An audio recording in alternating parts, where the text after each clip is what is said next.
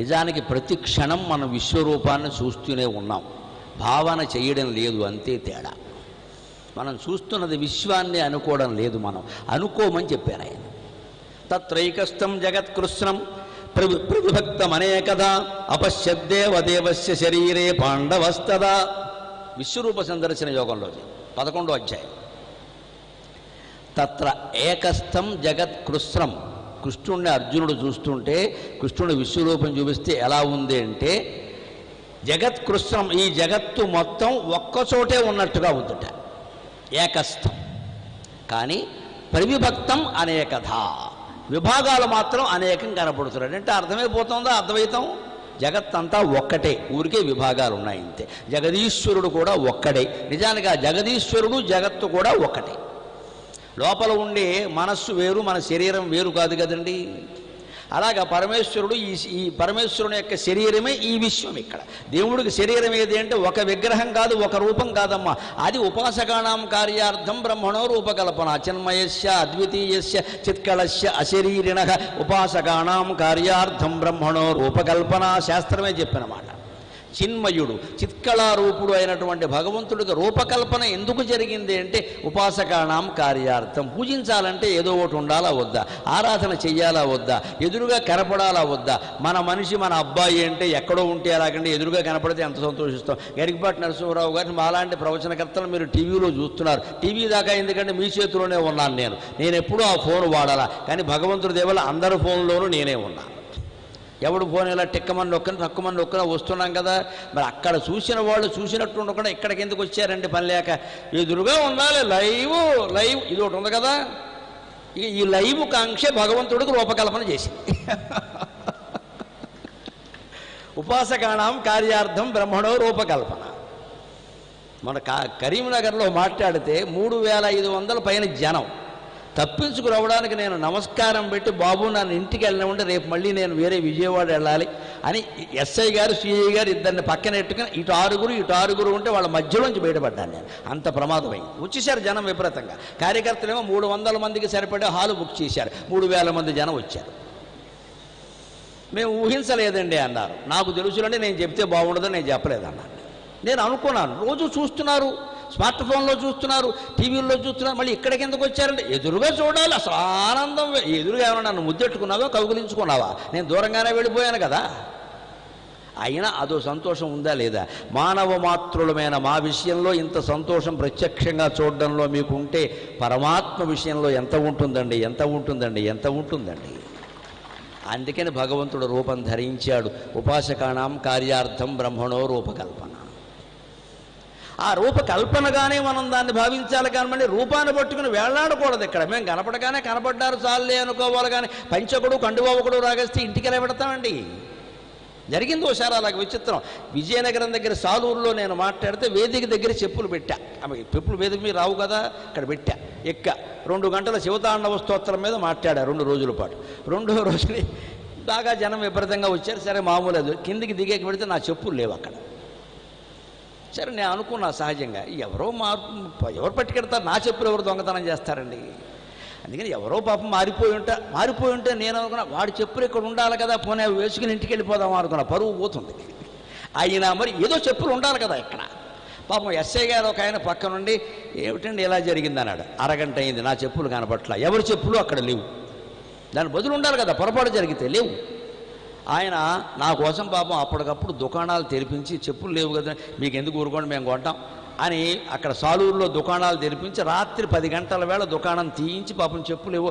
అవ్వాయి చెప్పులు కొనండి చాలన్నా, నా వైరాగ్యం నాకుంది. ఆయన చేత ఎక్కువ పెద్దవి కొనిపించుకోకూడదు. అవ్వాయి చెప్పులు కొనండి, అంతకంటే వద్దండి, ఇంటికి వెళితే నేను కొనుక్కుంటానులేండి అని ఆయన ఏదో ఇచ్చాడు. 10 రోజులకి నాకు ఉత్తరం వచ్చిందమ్మా. ఆశ్చర్యపోయాను నేను అభిమానానికి. ఒక అభిమాని సాలూరు అని రాసి, అయ్యా మీకు సంబంధించిన ఏదో ఒక వస్తువు నా ఇంట్లో ఉండాలని నేను భావించా, అందుకని చెప్పులు పట్టుకెళ్ళా, నన్ను మన్నించన్నారు. నీ ఇల్లు బంగారంగానే కంకణం పట్టుకెళ్ళలేదు, సంతోషం అనుకున్నాను. అభిమానం ఈ రకంగా కూడా ఉంటుందన్నమాట. ఇది చెప్పుకొనదగిన అభిమానం. ఇది నిజంగా మామూలు అభిమానం కాదు, చెప్పుకొనదగిన అభిమానం. ఏదో ఒక వస్తువు మా ఇంట్లో ఉండాలని నాకు పిచ్చండి మీరంటే ఇలాగా, అందుకని నేను ఏం దొరకలేదు, అవి దొరికే పట్టుకెళ్ళిపోయినానండి. నాకు ఉత్తరం రాశాడు.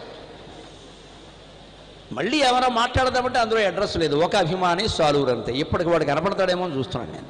ఏం లేదు, నా చెప్పులు నాకు దొరుకుతాయి, అంతకంటే దేవుణ్ణి గురించి మాట్లాడే వాళ్ళ విషయంలో ప్రజలకి ఇంత భక్తి ఉంటే దేవుడి మీద ఎంటుంటుంది ఆశ్చర్య. ఆలోచించండి. అందుకోసం విగ్రహారాధన, అందుకోసం దేవాలయ వ్యవస్థ, అందుకోసమే భగవంతుడు యదా యదాకి ధర్మస్య గ్లానిర్భవతి భారత అభ్యుత్థానమధర్శ్చ సదాత్మానం సృజామ్యహం. ఈ అనంతకోటి ప్రజా సముదాయం యొక్క ప్రేమను తట్టుకోలేక ఆయన వైకుంఠాన్ని విడిచిపెట్టి లక్ష్మీదేవిని కూడా విడిచిపెట్టి 10 అవతారాలు ఎత్తాడమ్మా మహావిష్ణువు మన మీద ప్రేమతో, మన మీద ప్రేమతో, మన మీద ప్రేమతో. ఇంతగా ఏడుస్తున్నారు జనం నన్ను చూడడానికి, ఏదో రకంగా వాళ్ళకి కనపడేలా చేద్దాం. లేకపోతే కృష్ణుడిగా పుట్టి సుఖపడ్డాడా, రాముడిగా పుట్టి సుఖపడ్డాడా? ఏమి సుఖపడ్డాడమ్మా ఆయన? ఏ అవతారంలో సుఖపడ్డాడు? మనం సుఖపడిన సుఖాలు ఏవి కృష్ణుడికి లేవమ్మా, రాముడికి లేవమ్మా. పుట్టింది మొదలు నానా బాధలు పడ్డారు. ఇంకా రాముడైతే కనీసం ఏదో ఎదిగే వరకు 25 ఏళ్ళు సుఖంగా ఉన్నాడు. కృష్ణుడు పుట్టిన దగ్గర నుంచే గొడవలే. పోనీ ఆ గొడవలు ఇప్పుడు కాదు, ఆయన వెళ్ళిపోయే వరకు. చెట్టు చివరి మొత్తం యుద్ధం అయిపోయే కూడా గాంధారీదేవి కొడుకునే అనలేక నువ్వు చేసావు యుద్ధమైన కృష్ణుడికి శాపం ఇచ్చింది. ఏమనాలండి జీవుళ్ళని? ఎప్పటికీ జీవుడికి దేవుడు అర్థం కాడు. నీ కొడుకును నువ్వు కలిపి చేసుకున్నారా? కృష్ణుడిని అంటారా అన్యాయంగా? అయినా పరమాత్మ కొంగుబెట్టి అమ్మా నేను భరిస్తాను తల్లి, నీ పాతివ్రత్య శక్తి నాకు తెలుసు, పాండవుల్నేమి అనొద్దన్నాడండి. అది భక్తపరాయణత్వం, అది భక్తపరాయణత్వం. ధర్మరాజు నేమనద్దమ్మా, నేను భరిస్తాను, దిక్కుమాలిన చావమన్నావు కదా, అలాగే చచ్చిపోతా, నా వంశం అంతా పోతుందన్నా కదా, పోనీ ఏం పర్వాలేదు, నేను అన్నీ భరిస్తా. పాండవుల్ని మనకు పట్టుకుంటే అలా పట్టుకుంటాడండి దేవుడు. భక్తపరాయణుడు అంటే అంతే లెక్క. మన కష్టాలు ఆయన పడతాడు, మన రోగాలు ఆయన పడతాడు, మన యోగక్షేమాలన్నీ ఆయన చూసుకుంటాడు. సందేహమే లేదు అందులో. ప్రతి చరిత్ర ఉదాహరణ ఆధునికంగా కూడా ఉంటాయి మీరు వెతుక్కుంటే. అంత భగవంతుడు కృప ఉంటుంది. అందుకని వాళ్ళ కోసం నేను ఏమైనా చేస్తాను అన్నాడు. అటువంటిది విశ్వరూపం చూపించడం అంటే ఇక్కడ శంకరాచార్య ఏం చెబుతున్నారో వ్యాఖ్యానం గమనించండి. ఒక్కచోట జగత్తు ఉన్నట్టుగా అర్జునుడికి కనపడింది, నిజానికి అర్జునుడి దృష్టి మారింది కానీ కృష్ణుడి యొక్క రూపం మారలేదు. గమనించండి. అర్జునుడు అంతవరకు విశ్వంలో ప్రతిదాన్ని వేరువేరుగా చూడడం మొదలుపెట్టాడు. ఇక్కడ అన్నీ కలిపి ఒక్కటిగా చూస్తున్నాడు, అంతే తేడా. అంతేగా కృష్ణుడు శరీరం పెరిగిపోయి 10 ఎకరాలు ఆక్రమించేసి ఇక్కడ శివుడు తలకాయ, అక్కడ బ్రహ్మ తలకాయ, అందులో మళ్ళీ 4 చిన్న తలకాయలు, పక్క సరస్వతీదేవి, అందులో పెద్ద వీణ, ఇదంతా ఉంటే క్యాలెండర్ అంటారు, దాన్ని సినిమా అంటారు, మా విశ్వరూపం అనరు. క్యాలెండర్లో విశ్వరూపం మీరు గమనించండి. భగవద్గీత ఉన్న చోట కింద గుర్రాలు ఉంటాయి, చిన్న కృష్ణుడు ఉంటాడు, ఇలాగా చిన్న అర్జునుడు ఉంటాడు, వెనకాల విశ్వరూపం ఉంటుంది కదా, మీరు గమనించండి. 20 తలకాయలు ఉంటాయి విశ్వరూపంలో. 20 ఉంటాయా? What about 21?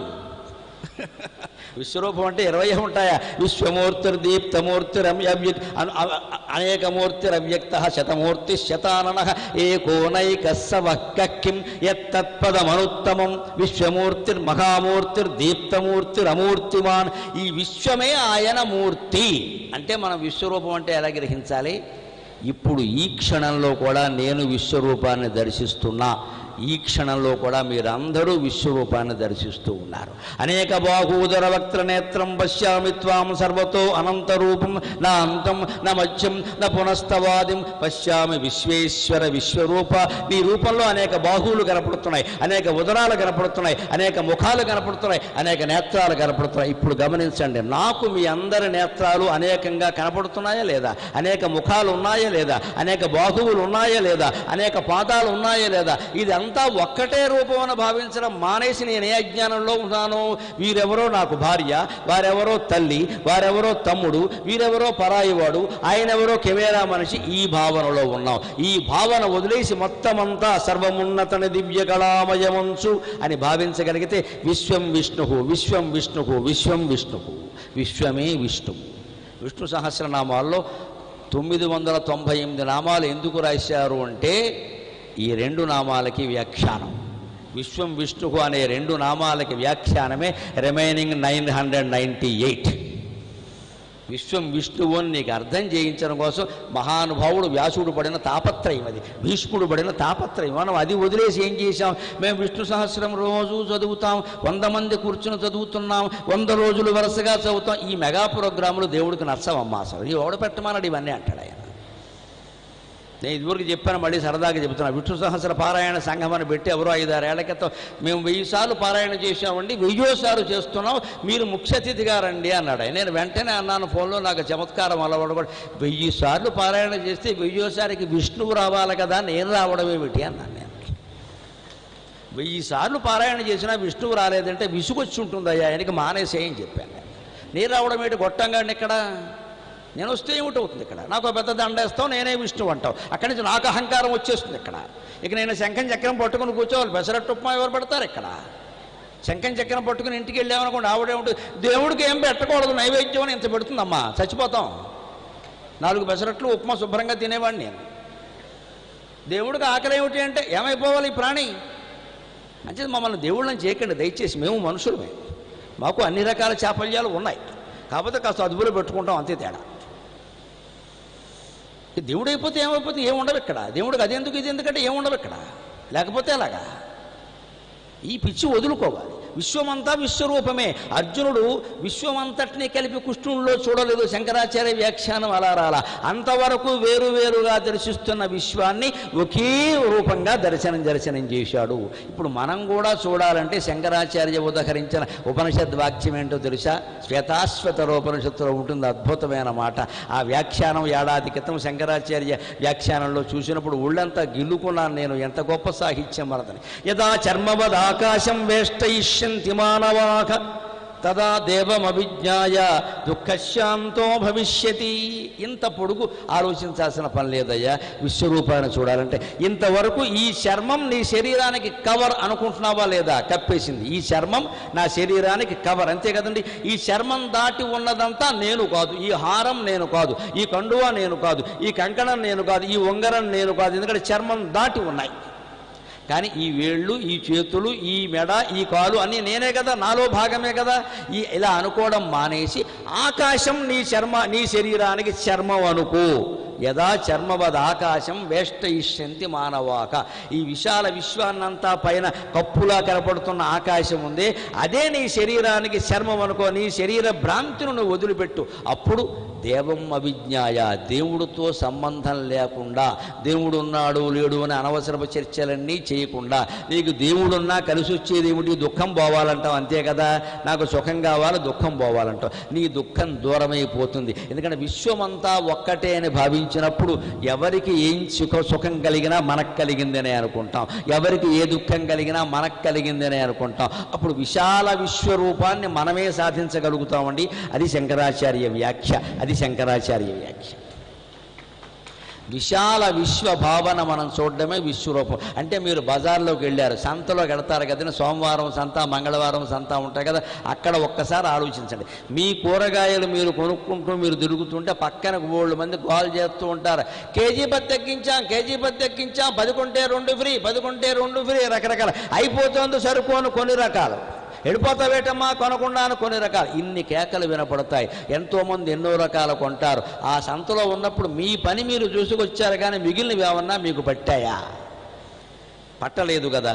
అలాగే ఈ విశ్వంలో అనేక రకాల కార్యక్రమాలు మనం చేస్తున్నప్పుడు, మన ఇంట్లో పనులు కూడా మనం చేస్తున్నప్పుడు, నిమిత్త మాత్రంగా సంతలో, అంత పెద్ద సంతలో మన కూరగాయలు మనం కొనుక్కుని జాగ్రత్తగా, మన మనీ పరుసు జాగ్రత్త పెట్టుకుని, మన కూరగాయల సంచి జాగ్రత్త పెట్టుకుని, మళ్ళీ ఎక్కువ బరువు లేకుండా చూసుకుని మనం ఇంటికి వచ్చేసినట్టే ఈ సంసార జీవితంలో వేలు పెట్టాం కాబట్టి ఆ వేలు జాగ్రత్తగా ఉడుపుగా తీసుకునే ప్రయత్నం చేయాలి. నిమిత్త మాత్రంగా ఉండి పూసుకోవద్దు, రాసుకోవద్దు. నిర్లేప, నిర్మల, నిత్య, నిరాకార, నిరాకుల. ఆకులత్వం లేకుండా నిరాకుల అన్నట్టుగా ఉండాలంటే నిర్లేప. ఏం పూసుకోవద్దమ్మా, ఏం రాసుకోవద్దు. మనం పూసుకునే బంధాలు పోగా ఇంకా దోసకాయ చెక్క పూసి, ఆనపకాయ మొక్క పూసి బ్యూటీ పెంచుకునే ప్రయత్నం చేస్తున్నాం ఇక్కడ. ఇవి పూసుకుని అవి పూసుకున్నాక ఇంకెక్కడ ఉంటుందండి బంధం? కాకపోతే బురద, కాకపోతే ఈ పైన పూసుకునేవి మానేసి లోపల మనస్సు పూసుకునేవి కూడా క్రమంగా తగ్గించేస్తే అన్ని విధాలా అంతటా సుఖంగా ఉంటాం.